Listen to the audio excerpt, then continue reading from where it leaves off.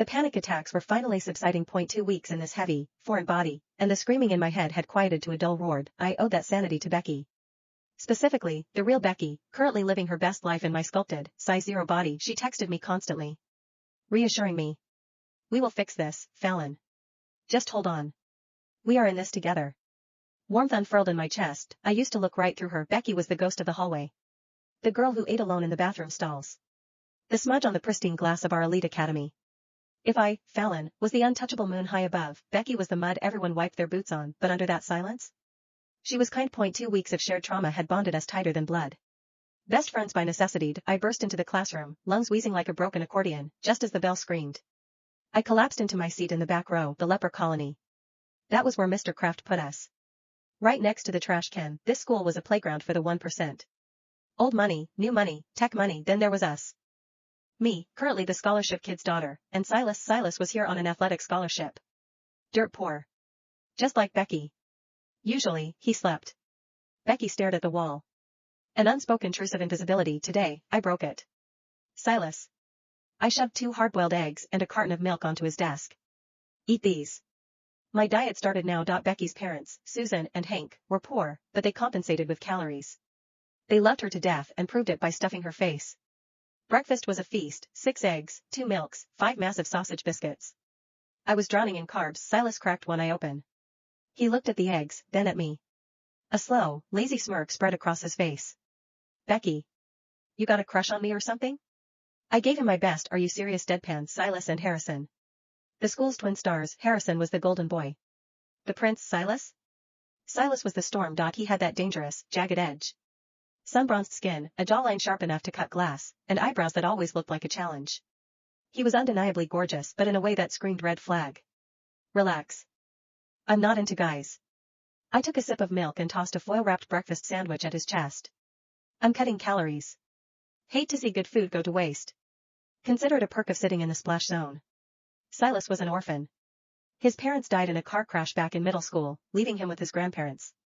The rumor mill said they scraped by collecting cans and scrap metal just to keep him enrolled here. He was a teenage athlete burning 5,000 calories a day.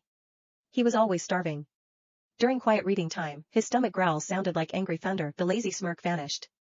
Silas looked at me. Actually looked at me. Right. I guess I'm doing charity work today.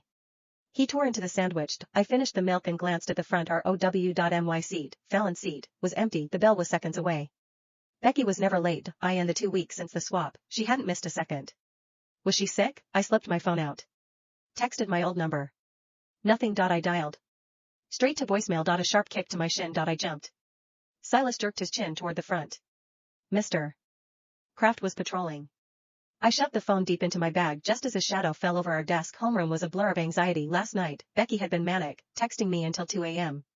I found a way, Fallon. We're swapping back this week. I promise. The second the bell rang, I bolted. I cornered Mr. Craved at his desk. Mr. Craved. Fallon. Why isn't she here?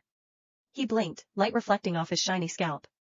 He looked confused that Becky, the class stain, was asking about the class princess. She transferred. The summer sun streamed through the window, but my blood turned to ice. Transferred? Mr. Craved pushed his glasses up his nose. The whole family moved to Europe. The paperwork was finalized last week. Her friends threw a going-away party on Friday. I assumed everyone knew. His mouth kept moving, but the sound cut out. The floor rushed up to meet me. The last thing I saw was Silas launching himself over his desk, reaching for me. Hey, kid. You back with us? I pried my eyes open. White walls. White curtains. White sheets. Clinical purgatory. Ms. Gable, the school nurse, hovered over me, her face soft with worry. Heat exhaustion. It's brutal out there. Drink this. She pressed a cup of electrolytes into my hand. I sat up. The room tilted on its axis. My brain felt like it was packed with cotton. Then the memory slammed into me. Becky. Becky took my body to Europe. She didn't just transfer. She hijacked my existence and fled the continent. I scrambled off the cot, stumbling toward the door. My vision whited out. Static screamed in my ears. Whoa, easy. Ms. Gable caught my shoulders, forcing me back down. Where's the fire? I already excused you from class. You walk out there now, you're going to faceplant on the asphalt.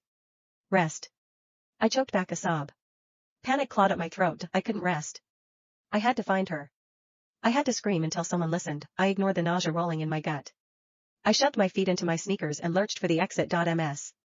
Gable grabbed my arm. Fallon, stop. I have to go. I yanked my arm free and stumbled into the hallway. Teenagers, I heard her mutter behind me. The pressure is going to kill this generation. I burst out of the infirmary and made a beeline for the school gate. I must have looked like a walking corpse because Officer Dan, the security guard, stepped right in my path.